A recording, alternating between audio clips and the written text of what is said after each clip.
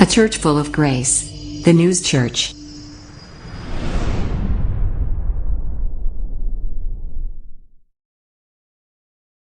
내가 그리스도의 복음을 위하여 드로아의 이름에 주 안에서 문이 내게 열렸으되 내가 내 형제 디도를 만나지 못함으로 내 심령이 편하지 못하여 그를 작별하고 마게도냐로 갔노라. 아멘. 살아계신 하나님의 말씀입니다. 우리 오늘 성경 본문의 말씀의 주제는 열린 문입니다. 우리가 해외를 다녀보면, 선교를 다녀보면 이제 대체적으로 그 한국인들이 모여 사는 곳을 많이 가게 되죠. 또 한인들 사회에 또 가보면 그들이 싫어하는 사람들이 좀 있어요. 누구냐면 바로 화교들입니다. 왜 화교들을 싫어할까? 그들이 들어오기 시작하면, 한인 사회에 그들이 점포가 하나씩 둘씩 들어오기 시작하면 자꾸 한인들 그 점포들이 밀려나간다고 그래요. 그래서 난 그게 무슨 소린가 했더니 이 화교들은 어느 나라 어느 곳을 간다 할지라도 그들이 장사를 하는 그 기술은 세계 최강이랍니다. 우리는 보통 가게를 하면서 돈을 벌면 집을 사든가 그렇게 하는데요, 이 화교들은 그렇지 않대요. 그들은 장사가 잘 돼서 돈이 좀 늘어나면 그 부근에 점포를 하나 더 늘린다고 합니다. 그렇게 해서 수익률을 높인 이후에 그 다음에 집을 사든 땅을 사든 그렇게 한다고 해요. 어느 나라를 가든지 중국 화교들의 이 상술은 유태인들에 비해서도, 아니 유태인들과 더불어 세계적으로 그 장사를 잘한다라고 하는 그 명성을 얻고 있습니다. 즉 장사의 천재라고들 불린다고 하네요. 왜 그러냐면 중국인들의 그 속담 가운데는 돈이 된다면 하늘에 구멍을 뚫어서라도 할 수 있다라는 그런 말이 있대요. 하늘에 구멍을 뚫을 정도로 그렇게 열정적으로 버는데 최선을 다한다고 합니다. 자, 그들은 유전자생, 무전자사, 즉 돈이 있으면 살고 돈이 없으면 죽는다라는 그런 각오를 하고 산다고 하네요. 자, 또한 돈이 없는 것은 일만의 악의 근원이다라고 말을 하기도 하고, 이 세상에 돈벌이만큼 즐거운 일은 없다라고 말을 한다고 하네요. 자, 어떻게 보면 이것이 그들에게는 배금주의적 사상이 될 수도 있겠지만 그 배금주의적 사상이 얼마나 철두철미한지를 단적으로 알 수 있는 말이기도 합니다. 세상은요, 돈이 제일이고 돈이 없으면 인생이 캄캄한 앞을 내다볼 수 없는 밤과 같다라고 얘기를 하기도 합니다. 자, 그러나 우리는 어떻습니까? 믿음의 사람인 우리는, 예수 믿는 사람에게는 물론 돈도 중요해요. 돈이 필요하기도 합니다. 그러나 돈이라고 구체적으로 명명하지 않고 우리 믿음의 사람들은 그걸 물질이라고 표현을 하기도 합니다. 오늘 왜 이렇게 말이 꼬이지? 돈이 없으면 신앙생활을 하기도 어렵다라고 표현하는 사람들도 있어요. 예전에 저희 어머니가 살아생전에 교회 가자 그러면 나 돈 없어서 교회 못 가, 이렇게 얘기를 한 적이 있어요. 아니 왜 돈이 없으면 교회를 못 갑니까? 그랬더니 어머니 야, 교회 가면 헌금해야 되잖아. 헌금해야 되는데 눈치 보여서 그거 돈 많아씩 들고 가야지 어른이 돼서 째째하게 돈 1,000원 낼 수 있겠냐? 난 그 돈이 아까워서, 돈이 없어서 못 가, 이렇게 얘기를 하신 적이 있어요.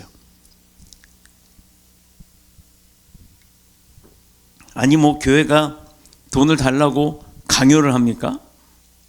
어머니의 믿음이 부족해서 헌금하는 부분을 가지고 이제 그렇게 생각했던 것 같아요. 자, 과연 우리에게도 그러면 돈이 능력이 될까요? 믿음의 사람인 우리에게도 쾌락이요, 즐거움이요, 또 뭐가 있을까? 인생살이에 보람이 된다고 말할 수 있을까요? 돈이라는 것 자체가? 물론 돈이 있으면 세상에 무슨 일이든 하기 쉽습니다. 또 어떤 일을 하더라도 편하게 할 수가 있어요. 돈은 귀한 도구임에는 분명합니다.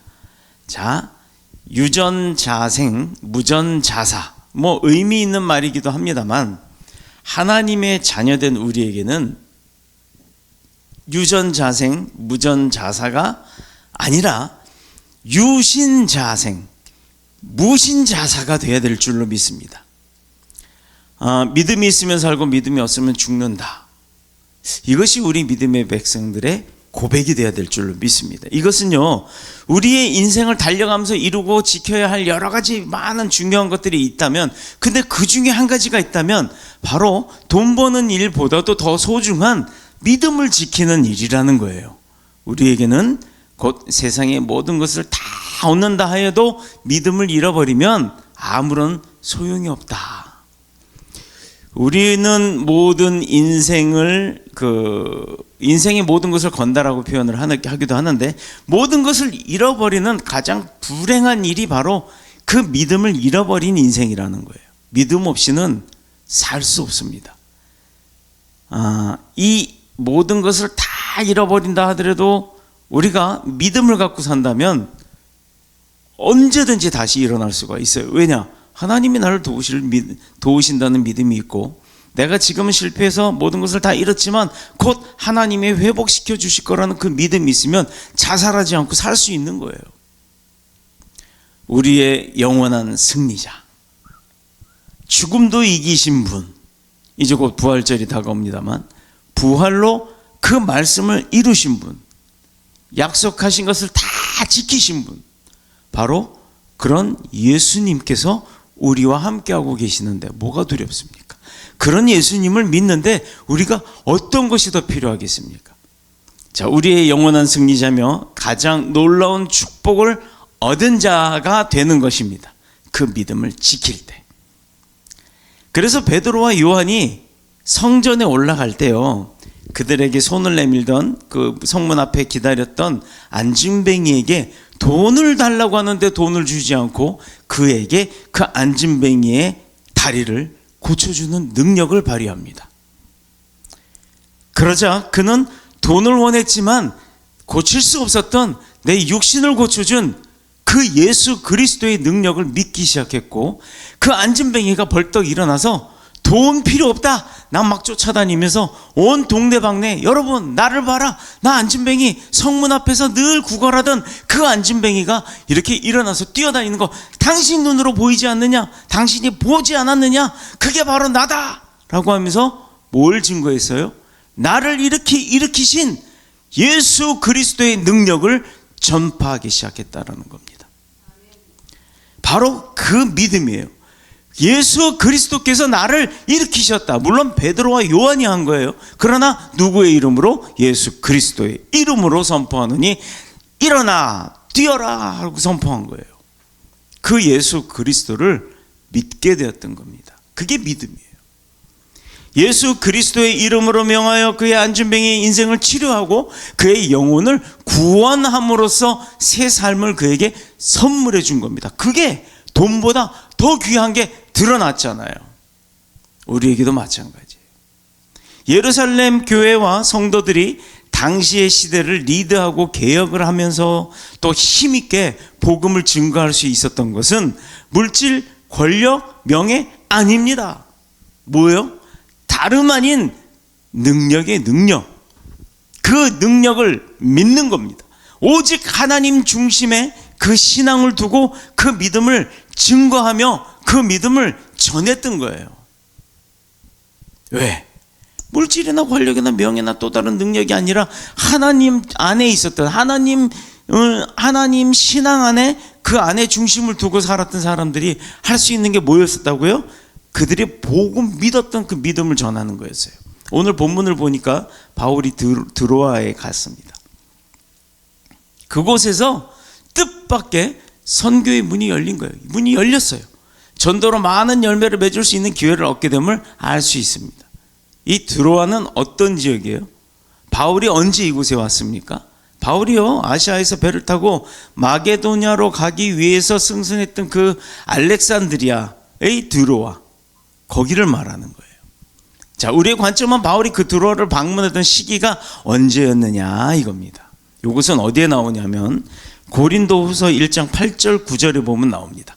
아시아에서 당한 환난을 너희가 알지 못하기를 원치 아니하노니, 너희도 좀 알아라 이거예요. 내가 아시아에서 당했던 그 환난이, 고통이 어떤 거였는지. 힘에 지나도록 심한 고생을 받아 살 소망까지 끊어지고 얼마나 고통스러웠으면 살고 싶지 않았다는 얘기예요. 우리 마음의 사형 선고를 받은 줄 알았다.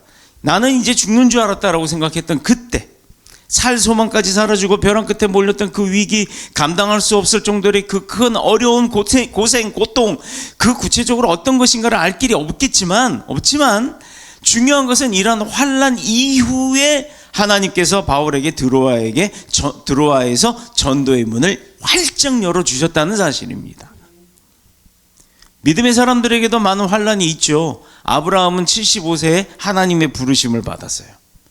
그리고 100세에 약속한 자녀를 얻기까지도 했습니다. 자, 근데 그때까지는 뭐 했다고요? 환난의 세월을 아브라함도 살았다는 거예요. 세상에 묻혀 살았기 때문에, 세속에 빠져 살았기 때문에.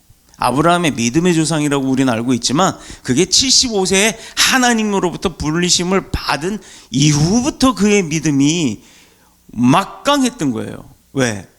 100세의 아들을 얻었잖아요.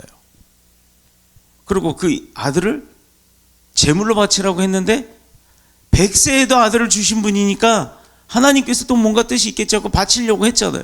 물론 바친 거예요, 그게. 근데 하나님이 막으셨잖아요. 욥의 인내가, 다윗의 고난이 다 그랬습니다. 그들이 다 어려서부터 요즘 말하는 금수저? 그렇게 해갖고 부귀영화를 다 누리고 왕으로 살고 막 이랬던 거 아닙니다. 다윗은 목동이었어요. 이 사람들은요, 한결같이 고난의 과정이 있었고 그 고난의 과정이 지난 이후에 영광이 드러났던 것입니다. 살소망까지 끊어진 고난 뒤에 하나님의 축복과 능력을 체험하게 됐던 거예요. 근데 중요한 게 있어요. 그 고난 가운데 있음에도 하나님이 나를 구하실 거다, 하나님께서 나를 이끄실 거다라는 그 믿음을 버리지 않았다라는 거예요. 아멘.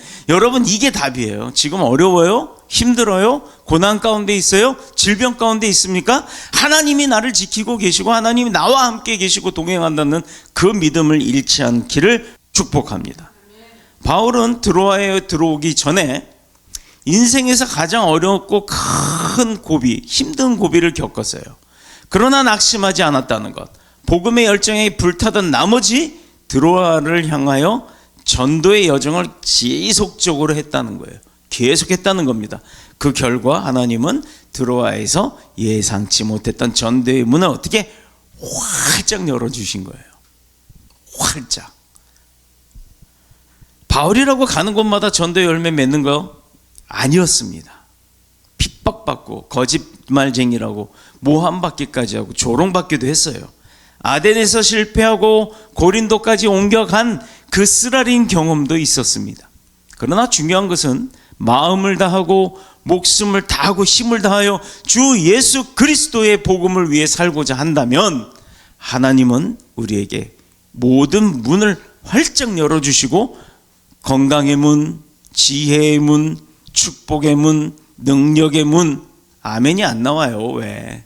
다시 건강의 문, 축복의 문, 지혜의 문, 그 다음에 하나님의 능력의 문, 그 다음에 물질의 문까지도 다 열어주신다는 거예요. 어떤 때 마음과 목숨과 힘을 다하여 주 예수 그리스도의 복음을 죽기까지 다 하며 살기를 원할 때, 그때 그 믿음을 이룰 때 새 역사를 이루시는 하나님께서 크고도 놀라운 영광을 우리에게 열린 문으로 보답해 주신다는 것입니다. 인생에 많지 않은 중요한 기회는 다 하나님이 주시는 것인데요, 그러나 아무나 그 기회를 주시지는 않는다는 겁니다. 하나님의 나라와 그의 의를 위해 자신을 바치고 복음을 위해 뜨거운 마음을 가진 사람에게 하나님께서 문을 열어주시는 거예요. 그런데 문제는요, 바울이 그 열린 문을 활용하지 못했고 또 드로아를 작별하고 마게도냐로 갔다고 합니다. 전도의 문이 열렸음에도 불구하고 왜 이방인을 위해 자기 자신을 바친 사도 바울이 왜 그 귀한 기회를 포기했을까? 우리가 한번 그건 생각을 좀 해봐야 돼요.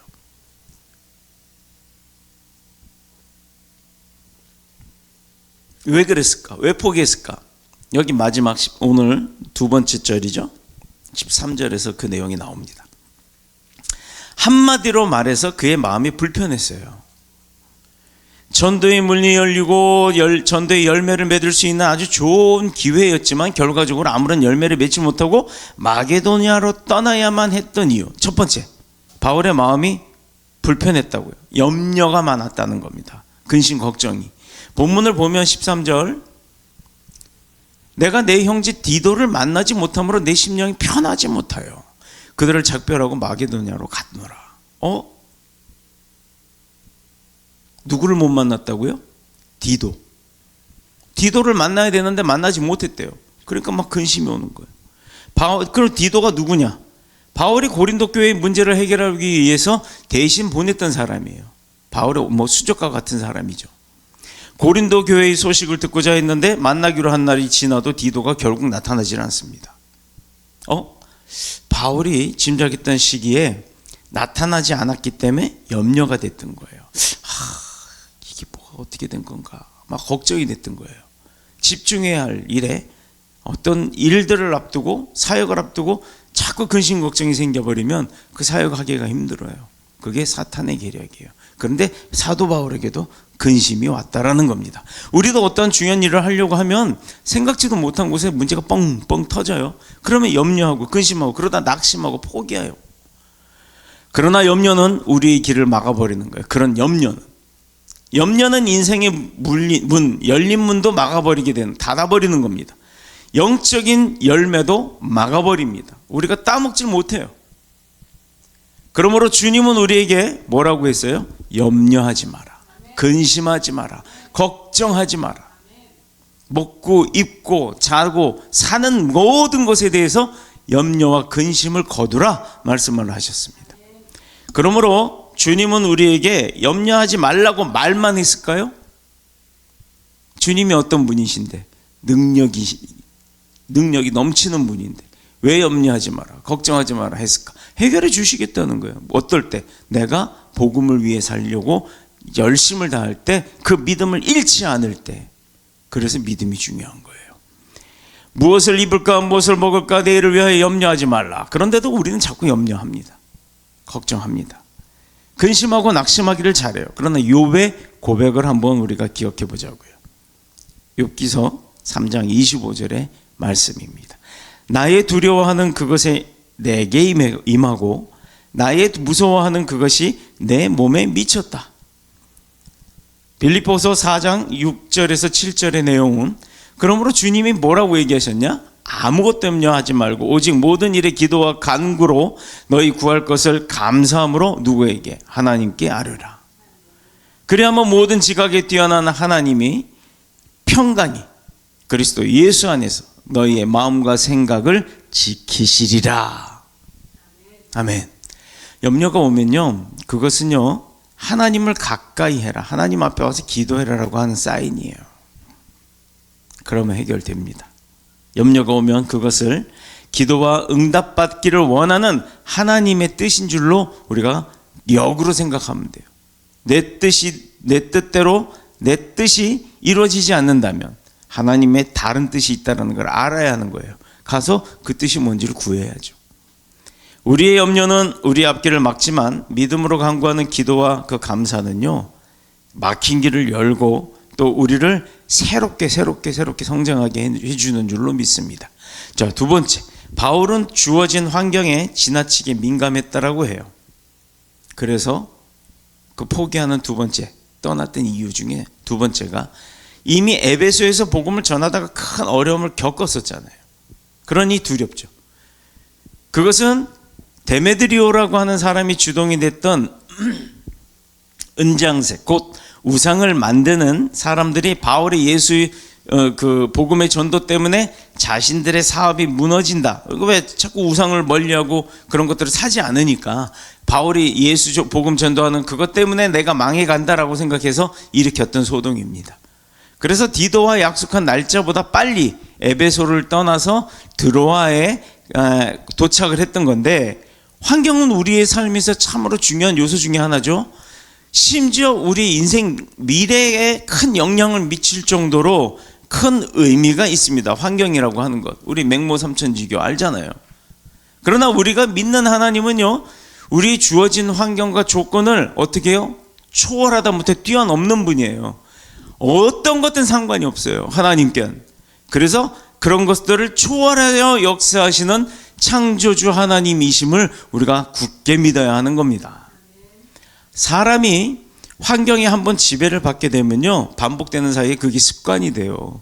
결국 환경을 넘어서기가 힘들어요. 그래서 우리가 작심삼일이란 말이 나온 것도 그렇고, 일주일만 내가 힘들어도 버티면 그 일주일이 지나면 그 환경을 내가 이길 수 있다라고 표현을 합니다. 우리가 군대 가보면 그러잖아요.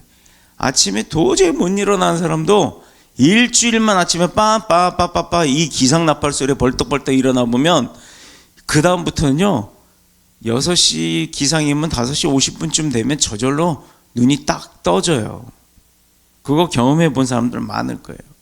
새벽 예배, 5시 새벽 예배, 최소한 4시에 일어나서, 늦어도 4시 반엔 일어나서 뭐 눈곱만 띄고 이렇게 나온다 할지라도 그게 일주일만 버티면 저절로 눈 떠진다니까요.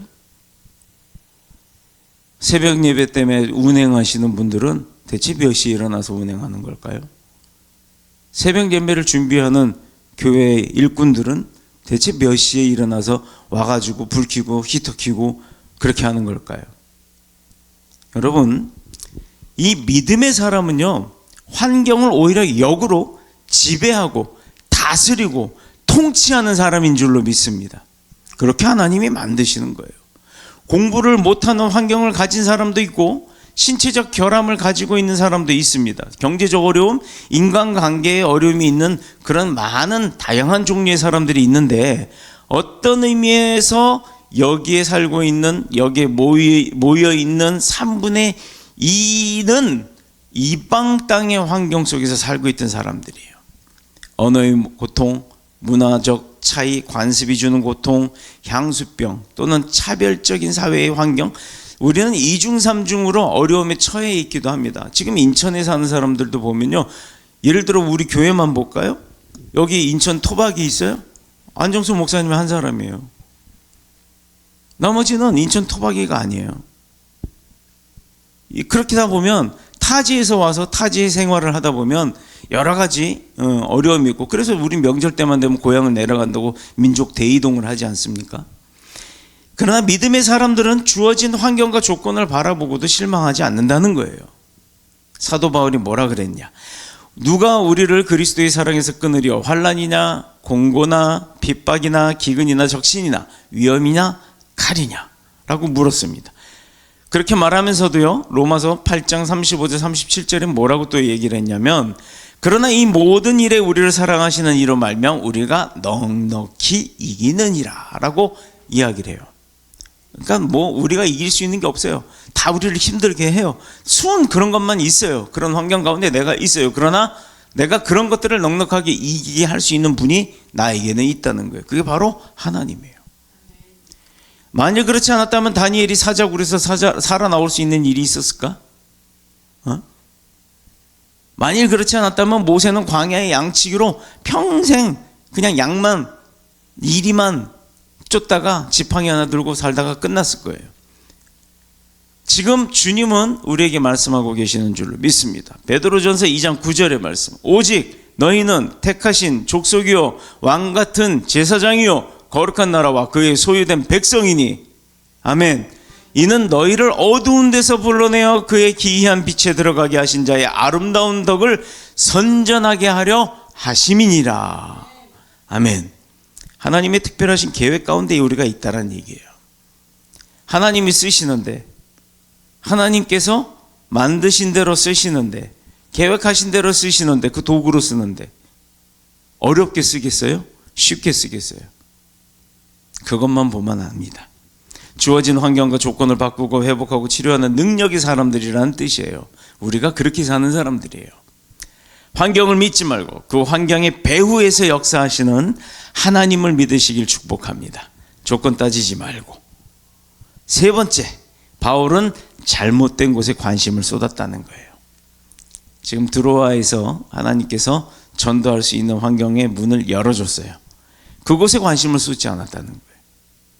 디도가 좋은 소식을 갖고 오기만을 기다렸던 거예요. 밥상에 앉아서 오만 잡것을 다 걱정하면 위장병 위궤양에 걸릴 것도 있어요. 마침내 암에 걸리게 됩니다.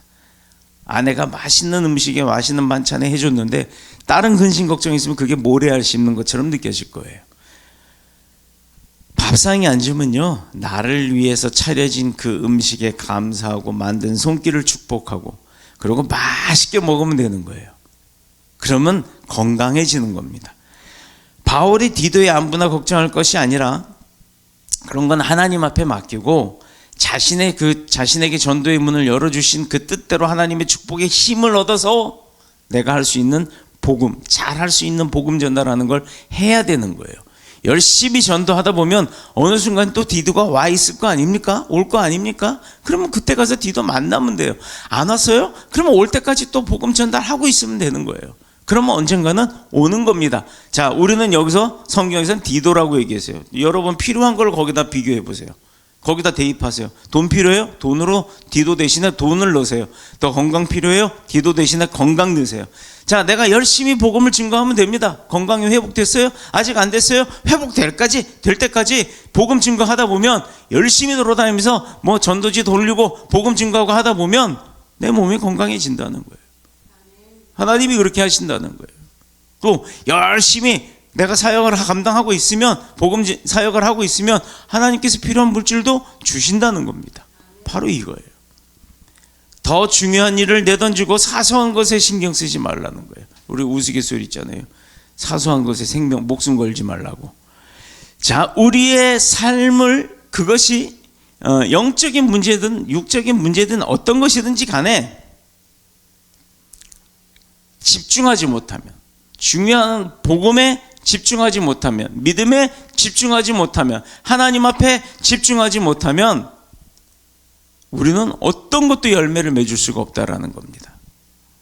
오늘 본문을 잘 들여다보고 있으면 바울이 평소보다 조급해져 있다라는 걸 알 수가 있고, 또 조급함으로 인해서 일을 망쳤다는 것도 알 수가 있죠. 결과가 더딘 것은 하나님께서 우리에게 인내를 요구하고 계시는 것인 줄로 믿습니다. 우리가 하나님의 사업에 관심을 가지고 그곳에 선한 열매를 많이 맺도록 수고하고 염려하여 또 최선을 다한다면 하나님은 우리 개인적인 일을 형통하게 될 수 있도록 도와주실 겁니다. 오늘 우리도 자신의 문제만 바라보고 있다면 하나님의 뜻을 잃어버리고 방황할 수밖에 없어요. 우리가 마게도냐에 이르렀을 때에도 우리 육체가 편치 못하고 사방으로 환난을 당하여 밖으로는 다툼이요 안으로는 두려움이라. 이게요, 사도 바울의 마음이었던 겁니다. 대사도 바울도 하나님의 뜻을 깨닫지 못하고 자기 마음대로 나갔을 때는 어디로 가든지 편치 못했다는 거예요. 두려웠다라는 거예요. 계속해서 문제 속에 빠졌다라는 겁니다. 결국은 잘못된 길을 갔다는 얘기예요. 드로아에서 마게도냐로 속히 간 것도 디도를 빨리 만나고 싶어서 간 거예요. 그러나 디도는 늦게 왔죠. 자기가 생각했던 것보다 요맘때면 한 2시간이면 올 거리인데, 한 며칠이면 올 거리인데, 아니요, 못 왔다는 거예요. 바울은 그것 때문에 디도를 만나기까지 뭔가 마음이 계속 불편했던 거예요. 걱정이 됐던 겁니다. 우리도 하나님께서 맡겨주신 일이 있는데 그 일은 뒷전이고 다른 일을 걱정하고 있다면 열매를 맺을 수 없다라는 겁니다. 하나님 앞에서 결국에는 불충한 자로 남게 됩니다. 그러나 지혜로운 성도는 그렇지 않아요. 내가 어려움이 왔구나, 내가 곤란함이 있구나, 내가 환난이 있구나, 이것은 하나님이 나를 부르는 것이구나, 내가 뭔가 잘못됐구나, 하나님 앞에 가야겠구나, 기도해야겠구나, 말씀을 드려야겠구나, 이렇게 빨리 전환태세를 하는 분이 승리합니다. 내 일은 하나님이 하실 거니까 나는 하나님의 일을 하는 거예요. 그럴 때 하나님께서 속히 응답해 주실 줄로 믿습니다. 문제를 바라보지 말고 문제의 배후 속에서 역사하고 일하시고 도우시는 하나님에 집중하시기를 축복합니다. 하나님이 우리를 기뻐하시고 우리 뜻에 하나님이 일치가 된다면 만사형통. 어느 영화에 나오는 게 있어요. 오케이라고 하는 이 부분이에요. 하나님께 늘 감사하고 또 주어진 환경대로 몸의 흐름이 그 환경대로 따라가는 것이 아니라 하나님이 주신 그 환경 가운데 있음에 하나님의 뜻에 내 몸을 맡기면 그 환경도 하나님의 뜻 안에서 편안하게 흘러갈 수가 있는 줄로 믿습니다. 축복의 사람들이 되어서 하나님이 주시는 그 열린 문 가운데 내 발을 탁 담그고 하나님의 뜻에 먼저 앞장서는 저와 여러분 모두가 되셔서 내 환경, 내 여건, 내 조건들을 다 이겨내는 축복의 사람이 되시기를 그리스도 예수님의 이름으로 축복합니다. 축원합니다. 기도드리겠습니다.